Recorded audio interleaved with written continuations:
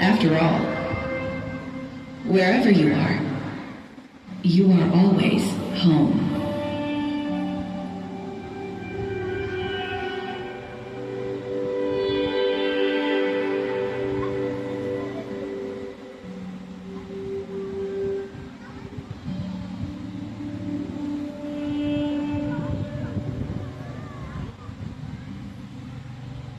Once upon a time, in the heart of the vast Kansas prairies, there lived a little girl named Dorothy. She shared a quiet life with her Aunt Em, Uncle Henry, and her faithful dog, Toto. Dorothy was known for her kind nature and friendly smile. But she was also a little shy and short on confidence. That resulted in a restlessness that she couldn't quite explain, a longing that tugged at her heart. It was as if she were endlessly searching for answers about herself and a world that always seemed just out of reach. She longed for a place where she could truly be understood, where the grass was greener and every turn held the promise of adventure.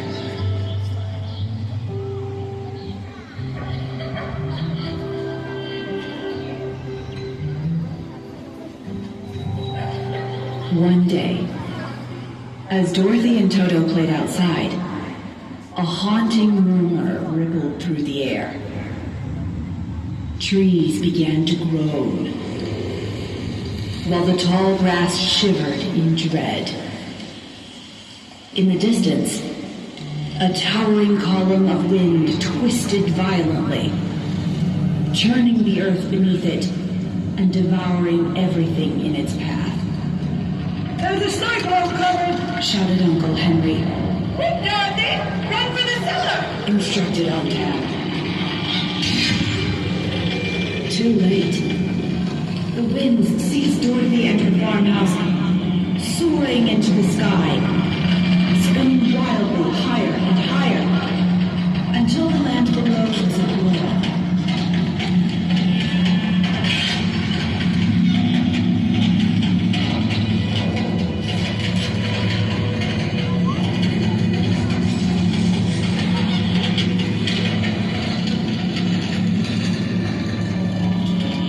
Hours passed, and Dorothy, holding Toto close, fell into a deep sleep.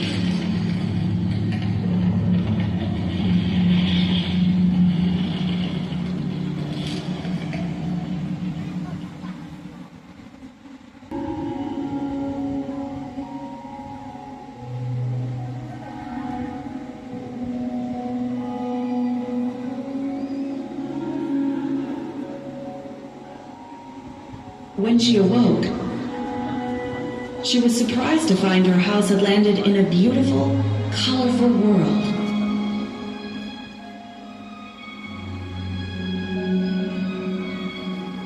Unlike anything she had ever seen.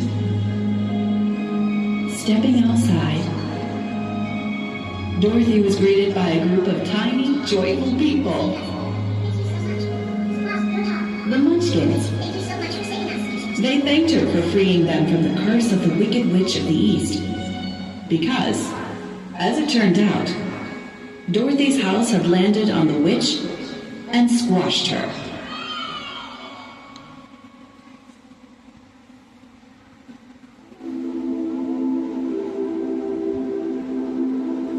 A kindly woman in a white, glowing robe appeared.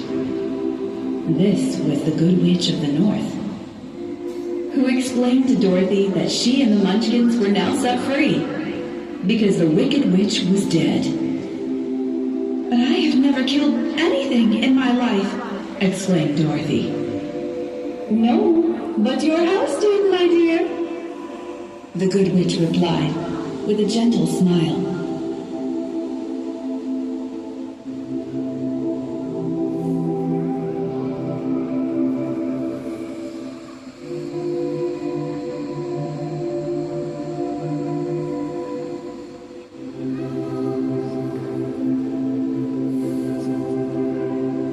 gesturing toward the 2 feet sticking out from beneath the farmhouse porch, encased in the most beautiful rainbow-colored shoes. She told Dorothy that to find her way home, she would need to visit the Wizard of Oz in the Emerald City. To help her on her way, she gifted Dorothy the rainbow-colored shoes of the Wicked Witch of the East, which were said to possess magical abilities. Just follow the yellow brick road. It will lead you to Oz. And there, the wizard will help you home. With more than a little trepidation, Dorothy set off as the Munchkins called out, "Good luck!" and "We love you!" as she did so. Little knowing, the yellow brick road was more than a path to Oz and some distant wizard. It symbolized life's journey, with its twists, turns, and unexpected lessons, leading her to the answers she'd been seeking all along.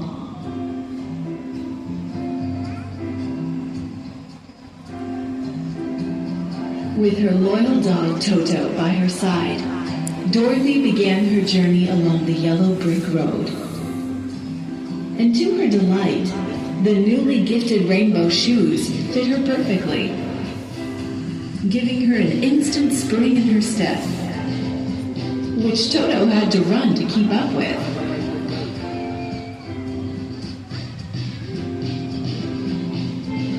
The road stretched long and winding.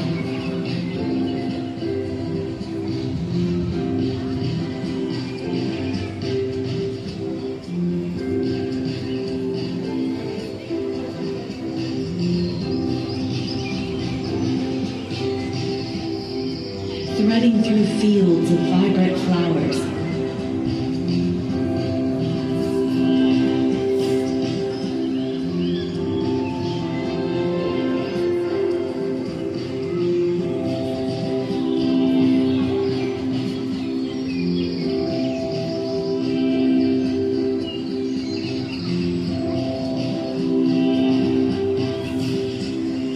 Sparkling streams.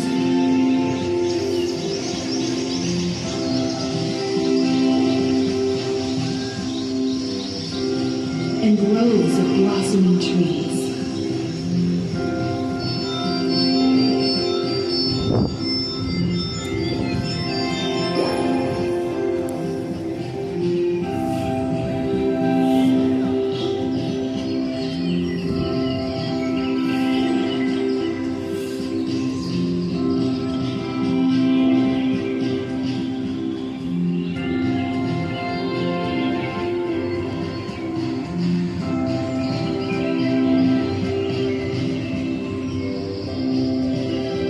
In the distance, the towering mountains of Oz rose against the horizon, guiding the way to the Emerald City, a dazzling vision of blinding green.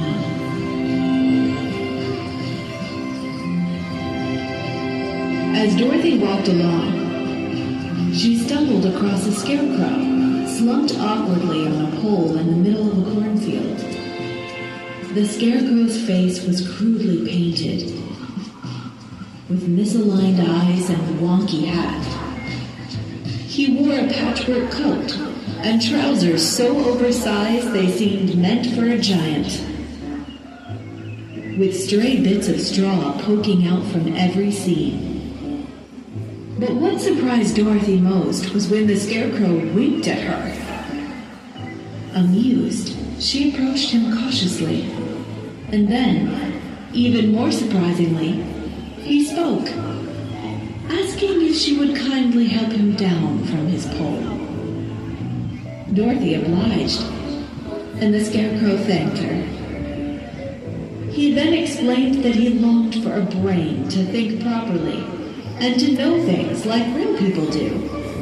But my head's so full of straw, and the only friends I have are the birds. Though I don't think friends usually poop on you like they do.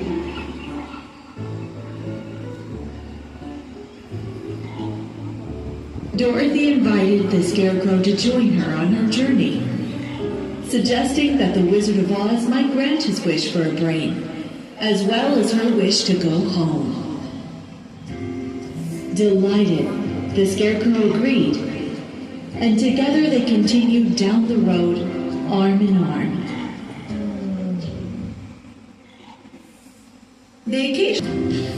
As Dorothy watched the Scarecrow's perseverance, she realized that, like him, she had been doubting her own abilities. Abilities hidden beneath her perceived shortcomings. Rather thrillingly, with each step toward the mysterious wizard and the Emerald City, Dorothy's self-belief grew, along with her excitement for what lay ahead.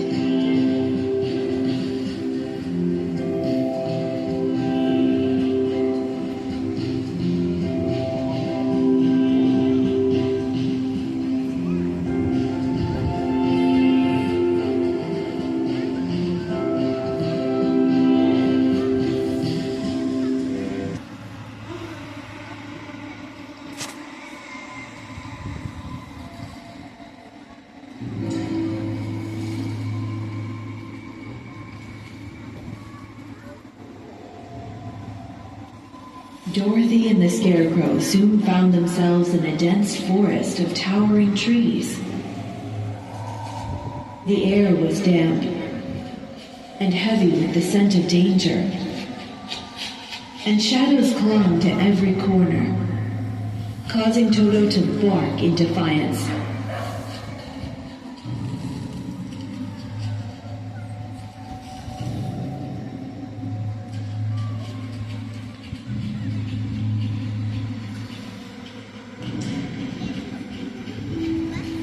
Slivers of light pierced through the leaves of the branches, dappling the forest floor in a kaleidoscope of greens and browns.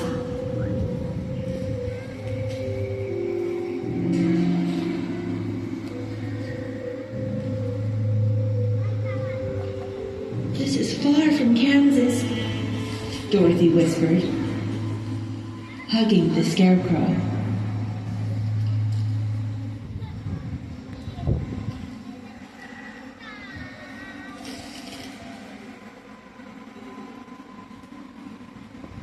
Edging forward, they stepped over thick vines snaked around tree trunks and stumbled over gnarled roots. It was eerily quiet, except for the occasional rustle of unseen creatures.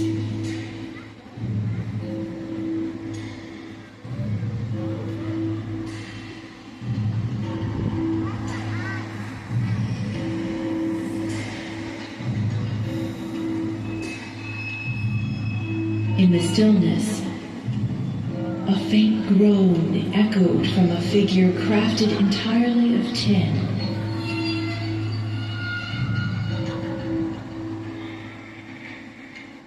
It was the Tin Woodman, frozen mid-motion, an axe gripped tightly in his hands. All my guns! They're so badly rusted I cannot move!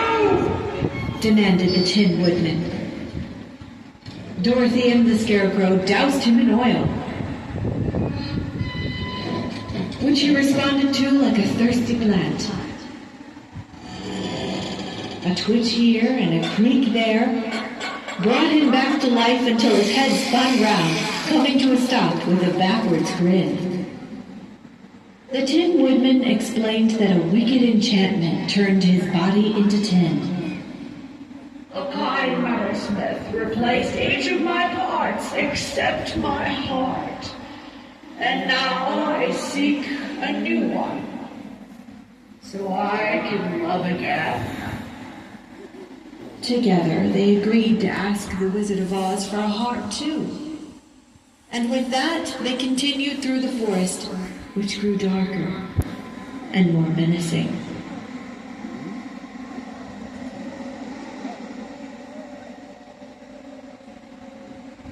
Suddenly, a great roar shattered the silence.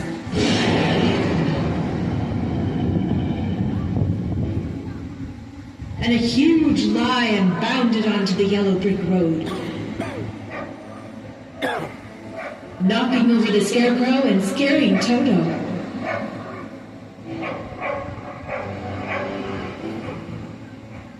Dorothy, in a moment of bravery, slapped the lion on the nose. The lion, surprised and ashamed, confessed he was a coward, despite his appearance, and began to sob like a baby. Oh, everyone thinks I'm fierce because I'm a lion, but I've always been scared of everything. At that moment, Dorothy saw her own fears in the lion. Realizing that courage isn't the absence of fear, but acting despite it, just as she had when she slapped him on the nose.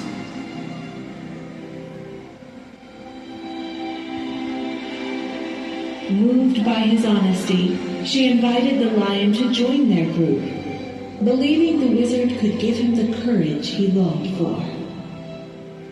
Oh, you think he could?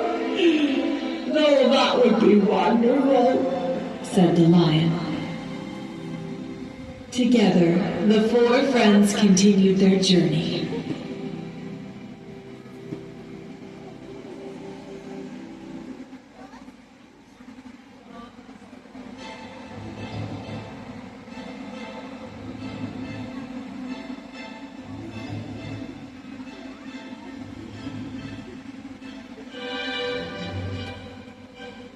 Emerald City. It shimmered before them, radiant and gleaming, like emeralds bathed in sunlight.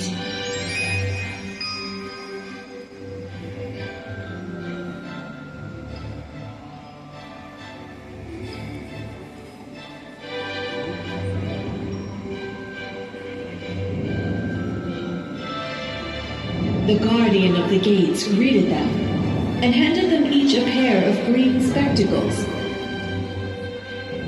explaining that the city's dazzling brilliance could blind them without protection.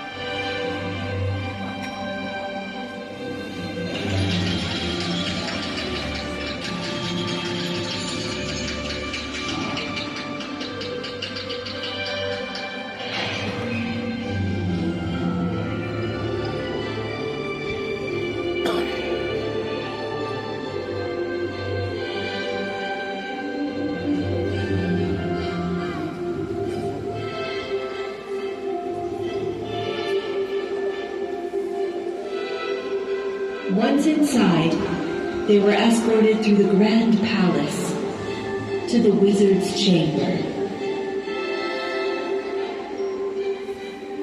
I am the Wizard of the Woods, the great and terrible. Who are you? And why do you seek me?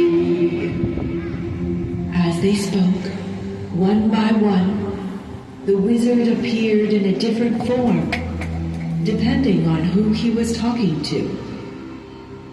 Each form had a personal meaning that connected to who they were, what they wanted, and what they were afraid of. When talking to Dorothy, the wizard appeared as a giant floating head, symbolizing authority and wisdom, to guide her and help her find her way home.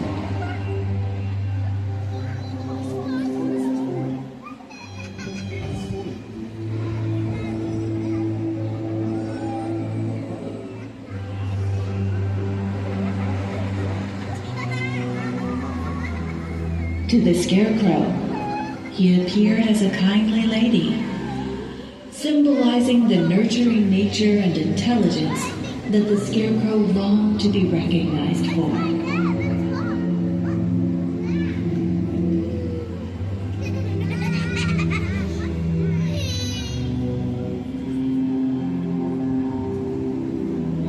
To the Tin Woodman, he appeared as a roaring ball of fire, symbolizing the passion and emotion the Tin Woodman believed he lacked due to not having a heart.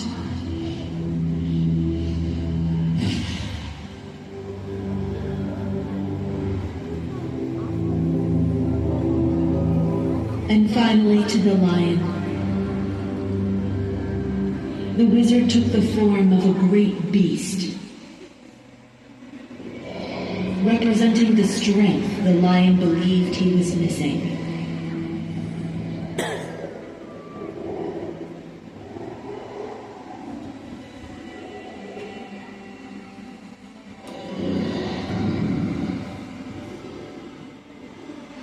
The wizard listened closely to their requests. A way home for Dorothy, a brain for the Scarecrow, a heart for the Tin Woodman, and courage for the Lion. With a deep contemplative sigh, he agreed to grant their wishes, but with one daunting condition. You must first bring me the broomstick of the Wicked Witch of the West.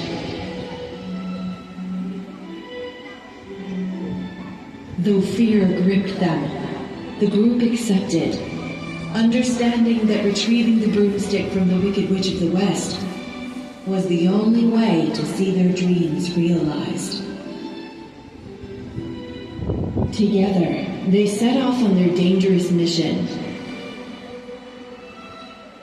knowing they would have to face the witch's wrath to claim her broomstick and secure their deepest desires.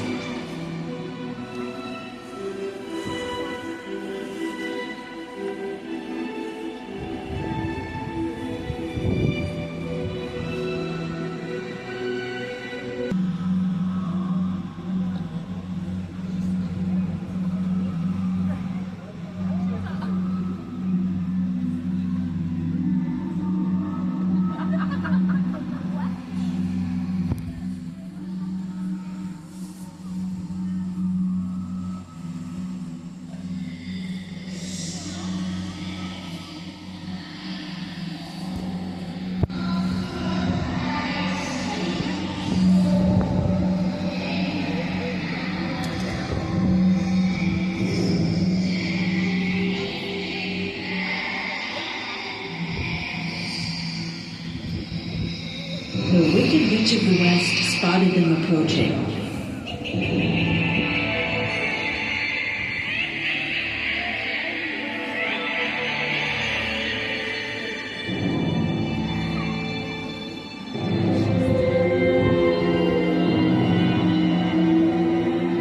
And immediately unleashed a pack of wolves to tear them apart. The lion, trembling with fear, instinctively let out a startled roar. To his surprise, the force of the sound froze the wolves in their tracks, their menacing advance halted by the unexpected power in his voice. Undeterred, the Wicked Witch summoned a flock of crows. Put out their eyes! She ordered. But the Scarecrow, ever a friend to birds, sprang into action, talking to the crows and coaxing them to the ground, saving his companions. Suddenly, a swarm of bees descended. Sting! Sting! Sting! Screeched the Wicked Witch. Dorothy, Toto, and the Scarecrow threw themselves to the ground, covering their bodies with straw.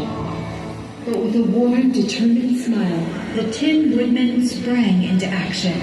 He stood protectively over them, arms spread wide, allowing his metal body to absorb the stings without harm.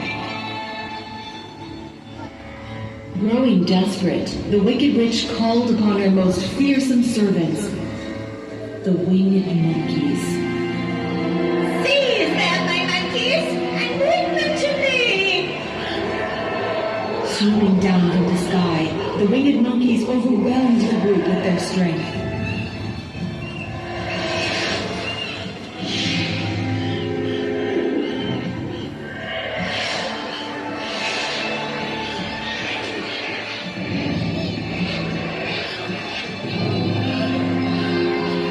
They tore the scarecrow apart, scattering his straw to the winds.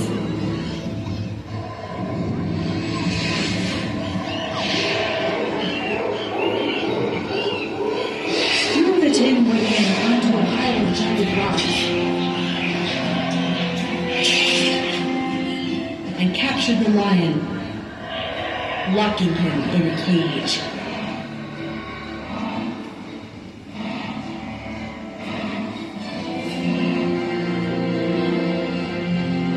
The Wicked Witch of the West was as cunning as she was cruel. When she saw the rainbow shoes Dorothy wore and recognized their hidden power, she lunged to snatch them from her feet. But Toto, fiercely defending his Dorothy, bit her hand. In the chaos, Dorothy grabbed a bucket of water and hurled it at the witch. To everyone's astonishment, she began to melt.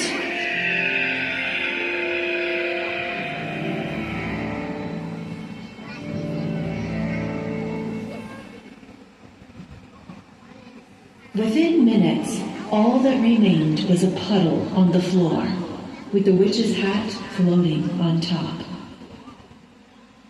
With the Wicked Witch's demise, the crows, bees, and monkeys were freed from her cruel spell. Grateful, the liberated creatures presented Dorothy with the broomstick she sought. Victorious but weary from their trials, Dorothy and her friends made their way back to the Emerald City.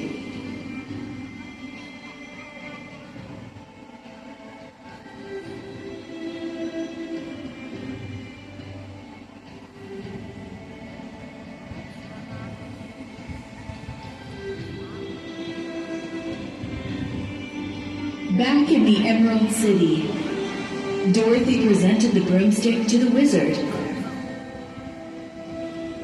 But a surprising discovery awaited them. The wizard was not a mighty sorcerer, but an ordinary man with no magical powers at all. Dorothy laughed, a deep, heartfelt laugh that seemed to release something inside her. What's so funny? The wizard asked, curious. I suppose, Dorothy began thoughtfully, I always believed that you, Aunt Em, Uncle Henry, grown-ups in general, had everything figured out. Like you held all the answers. But now I see that adults don't hold any more power than I do. The answers we seek and the strength we need comes from within. The wizard smiled gently, nodding in quiet understanding. I guess you're right, he said, chuckling. Despite being an ordinary man, the wizard managed to fulfill their wishes in creative ways.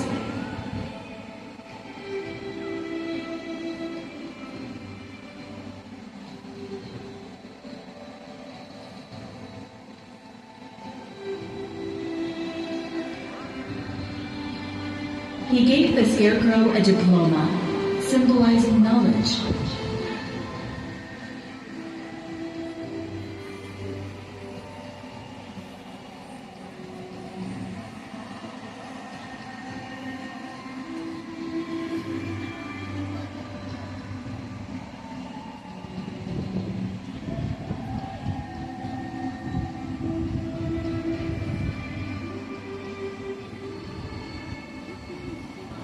The Tin Woodman received a heart-shaped watch to symbolize his capacity for love.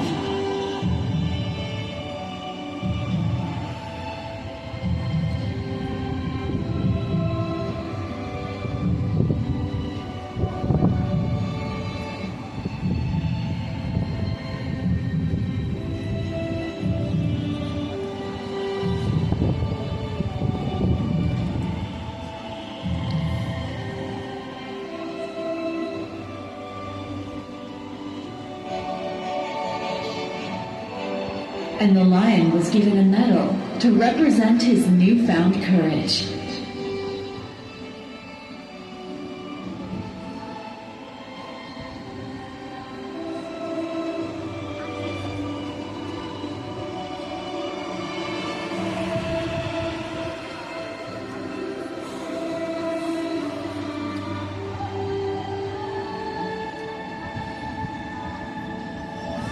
Dorothy's wish was the most heartbreaking of all.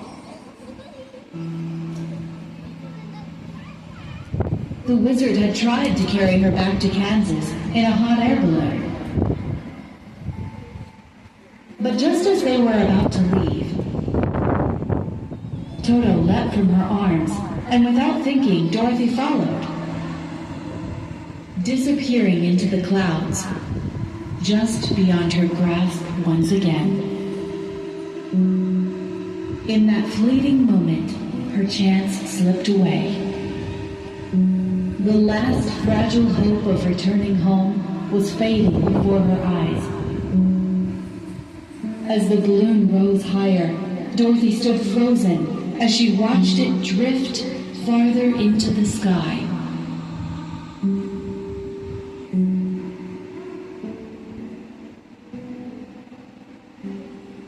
Just then, the Good Witch of the South appeared.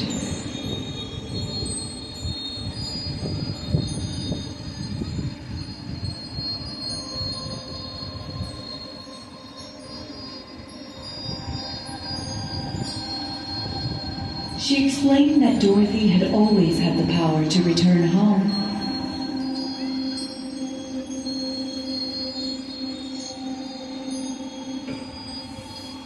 By clicking her rainbow-colored heels together 3 times and wishing to go back to Kansas.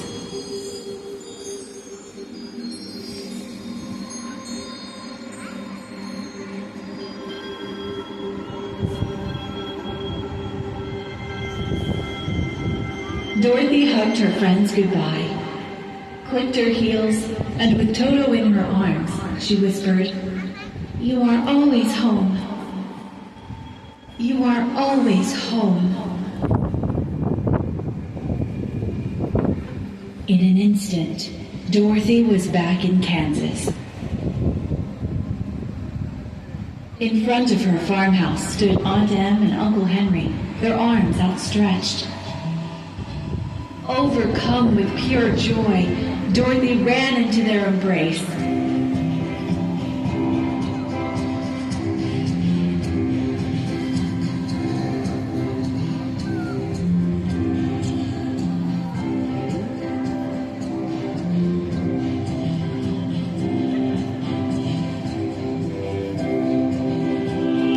The adventure in the Land of Oz felt like a dream. But as she hugged Toto, Dorothy knew she had learned a great deal about courage, heart, and belonging. And so, with a smile on her face, Dorothy whispered again, "After all, wherever you are always home."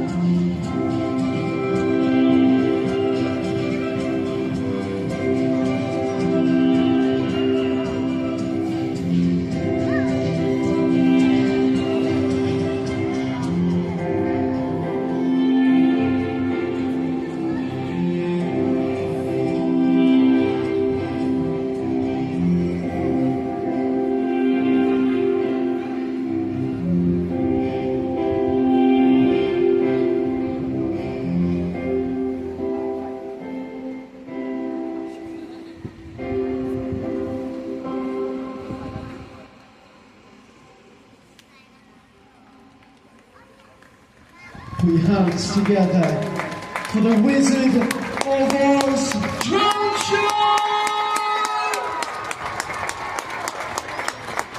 You can be louder now.